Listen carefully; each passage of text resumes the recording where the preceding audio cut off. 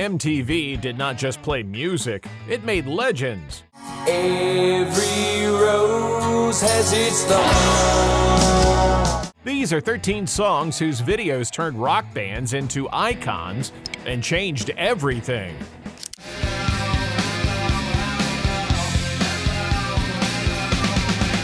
Number 13, Round and Round, Rat, 1984.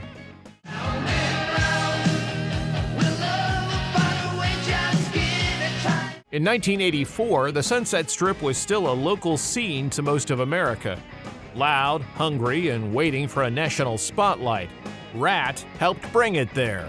Round and Round was not the most sophisticated song to come out of Los Angeles that year, but the video gave MTV something different from the polished Arena-Rock videos already in rotation. What comes around goes around, I'll tell you why. A Sunset Strip band with hooks, attitude, and an image the channel could sell instantly. It even featured Milton Berle, whose nephew Marshall Berle managed the band, giving the clip an oddball hook beyond standard performance footage. MTV put it into rotation, and the response told the channel something important. There was a massive audience for this kind of rock. Round and Round reached number 12 on the Billboard Hot 100. Their full-length debut, Out of the Cellar, eventually went triple platinum, and Rat climbed from opening act status to arena headliner territory before the momentum was over.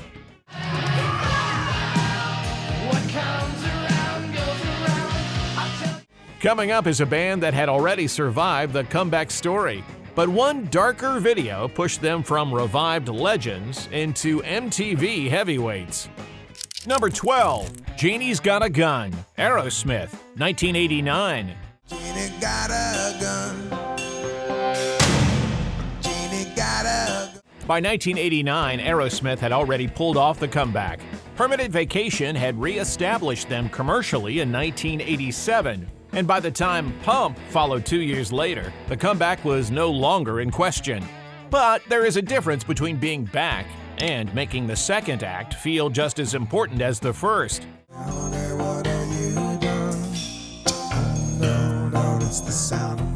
Janie's Got a Gun did that. Directed by David Fincher, the video played like a short film about trauma, abuse, and consequence, far removed from the glossy comeback videos that had helped bring Aerosmith back to the mainstream. The song won Aerosmith their first Grammy for Best Rock Performance by a Duo or Group with Vocal, and the video won Best Metal Hard Rock Video at the VMAs. It gave Aerosmith's MTV comeback a seriousness the slicker hits alone could not have carried.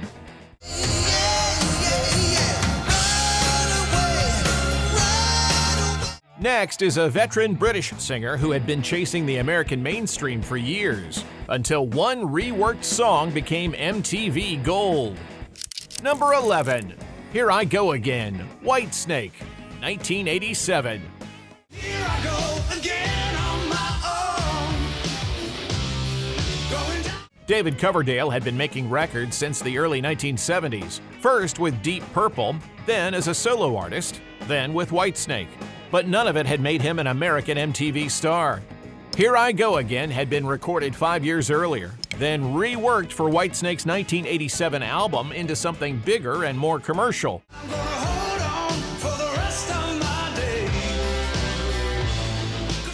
Directed by Marty Callner, the video gave MTV exactly what it could sell. Coverdale's veteran rock presence, a huge chorus, and Tawny Kitaen turning two Jaguars into one of the decade's defining video images. MTV kept playing it, and the single reached number 1 on the Billboard Hot 100, turning Whitesnake into an American MTV phenomenon. And I've made up my mind. Up next is a band that almost didn't get played at all, and the one song that changed everything. Number 10, Welcome to the Jungle, Guns N' Roses, 1987.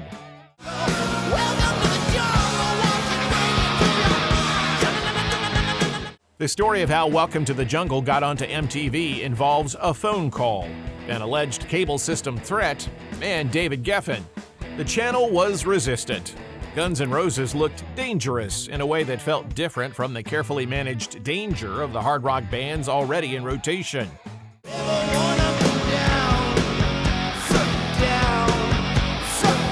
Geffen A&R man Tom Zutaut went directly to David Geffen, who got MTV to give the video one overnight play, 4 a.m. in New York, 1 a.m. in Los Angeles. Then the phones lit up. MTV added it to rotation, and Welcome to the Jungle became the turning point that pushed Appetite for Destruction from a slow-moving record into a phenomenon.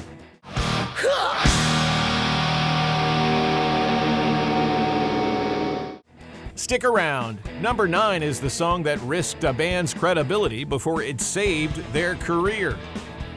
Number 9. Every Rose Has Its Thorn. Poison, 1988. Every rose has its thorn. Poison's image in 1988 wasn't built for vulnerability. Open Up and Say Ah was party rock with maximum hairspray and minimum subtlety. Then came Every Rose Has Its Thorn, an acoustic power ballad risky enough that the label reportedly worried it could hurt their career. And that I never meant that much to you, to hear that tears me up. Instead, it became the biggest song Poison ever had. Not number 1 on the rock charts, number 1 on the Billboard Hot 100. The MTV video reached viewers who may never have taken Poison seriously without the channel putting that heartbreak in front of them. That crossover changed the band's scale.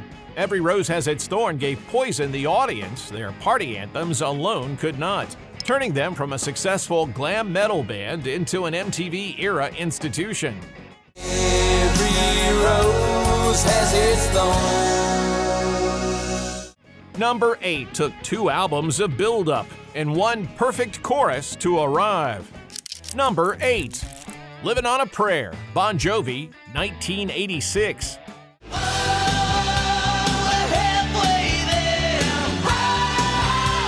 Bon Jovi's first album gave them Runaway and a foothold, but not superstardom.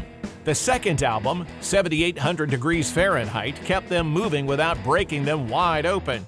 Then Slippery When Wet changed everything, and Livin' on a Prayer became the center of gravity. Directed by Wayne Isham and filmed at the Grand Olympic Auditorium in Los Angeles, the video moved from black and white rehearsal footage into a full-color arena performance, showing viewers the arena band Bon Jovi was becoming.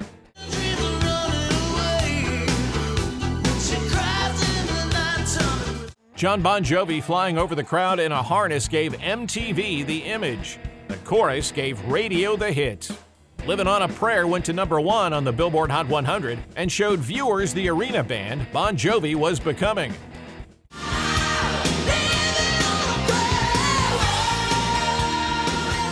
The next song proved that even after Jump, Van Halen could still make MTV feel ridiculous, dangerous, and completely guitar crazy.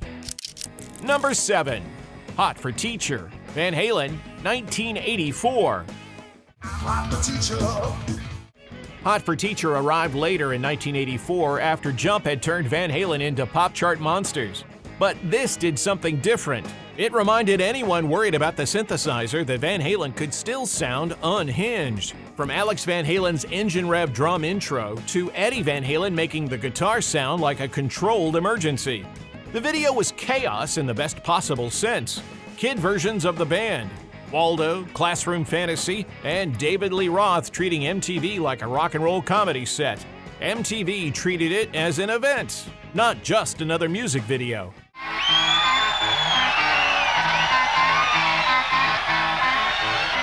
The video went into heavy rotation and helped keep 1984 moving even after the single only reached number 56 on the Billboard Hot 100.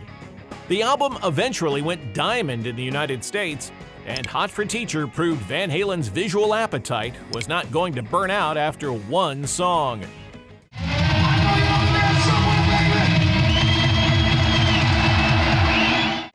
Number 6 crossed over so hard it changed what rock radio thought it could sell. The band barely saw it coming. Number 6, Pour Some Sugar on Me, Def Leppard, 1987.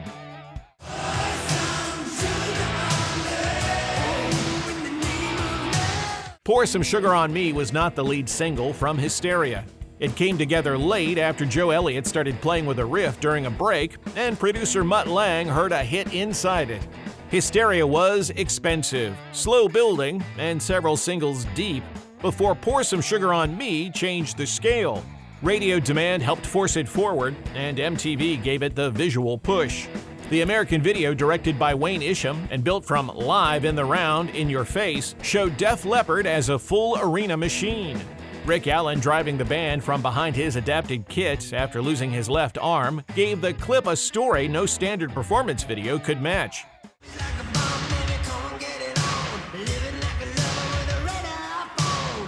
Pour Some Sugar on Me reached number 2 on the Billboard Hot 100 and helped turn Hysteria into one of the defining albums of the MTV era.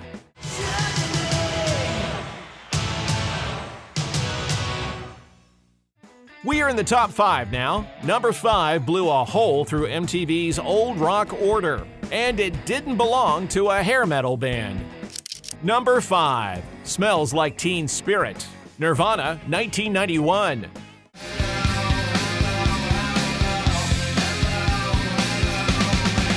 MTV had a rock format in 1991, and it was working. Hair metal was still selling, power ballads were still charting. Then, Smells Like Teen Spirit made the world look dated almost immediately. The video cost less than $50,000, and it looked like it. Directed by Samuel Bayer, it rejected the polish that had defined MTV rock through the late 80s.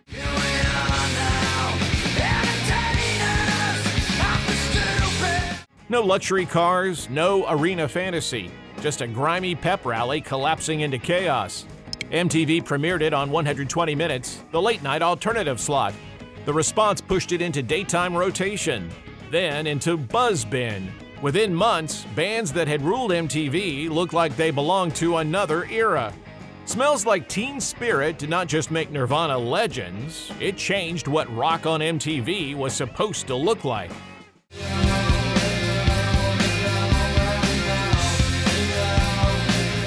Number 4 took a band that distrusted music videos and produced one of the most talked about visuals MTV ever aired. Number 4, Jeremy, Pearl Jam, 1992.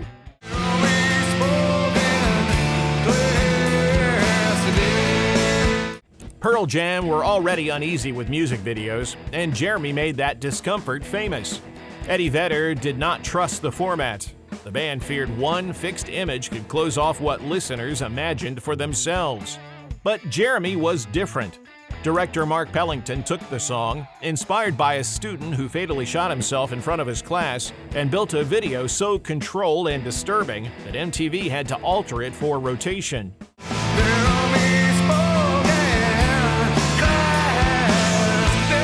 The original version showed the gun in Jeremy's mouth. MTV removed that shot, but the edit made the ending easier to misread. Even so, the video won 4 VMAs in 1993, including Video of the Year.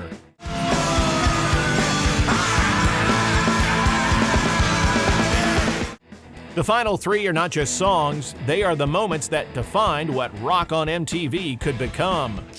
Number 3, Sweet Child of Mine, Guns N' Roses, 1988.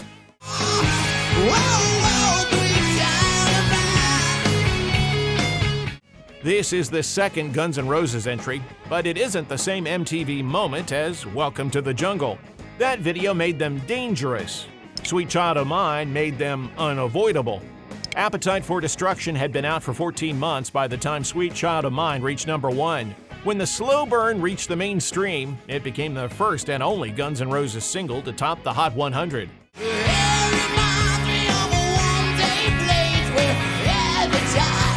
The video was straightforward performance footage, but it worked because the band looked like nothing else on the channel. No choreography, no big concept, just 5 people who looked completely unpolished by MTV standards, playing a song with a guitar intro nobody forgot.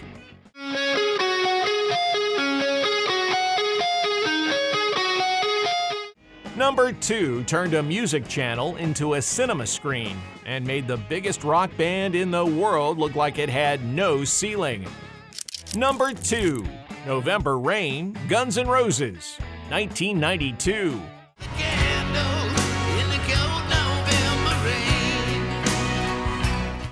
If Welcome to the Jungle was the arrival and Sweet Child of Mine was the takeover, November Rain was the myth-making. By 1992, Guns N' Roses were one of the biggest rock bands on the planet. They didn't need November Rain to make them larger.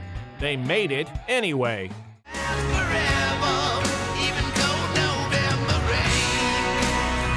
Directed by Andy Morahan, the video ran about 9 minutes and 17 seconds and cost a reported $1.5 million, making it one of the most expensive rock videos ever made. It had a wedding, a funeral, Stephanie Seymour, a full orchestra, and Slash walking out of the ceremony before reappearing in the desert for one of MTV's most famous guitar solo images. MTV treated it like an event. This was not just a promotional video, it was a rock mini-movie on a scale hard rock almost never attempted. The wedding became an image, the funeral became a symbol. Slash outside that desert chapel became one of MTV's defining rock photographs.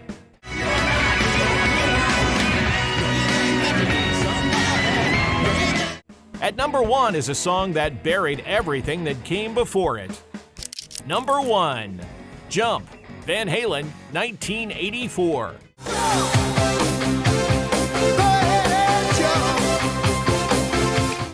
The argument against Jump is well known.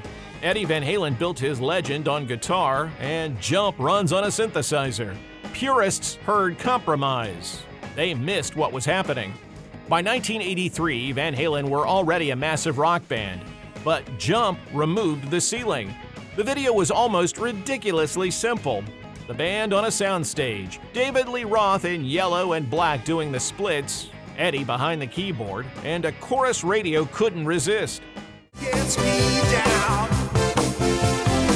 You got it tough. The video hit MTV in early 1984 and quickly became one of the channel's defining rock moments. Jump reached number 1 on the Hot 100 in February and stayed there for 5 weeks, the only Van Halen single ever to do it. 1984 eventually went diamond in the United States. Jump pushed Van Halen beyond the audience rock radio had already given them. Pop listeners, casual MTV viewers, people who might not have cared about guitar heroics, but could not escape that keyboard hook. Van Halen after Jump were a different kind of famous than Van Halen before it.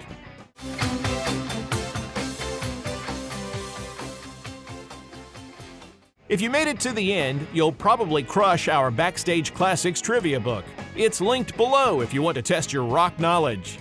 Which song had the biggest impact? And who did we leave out? Let us know in the comments.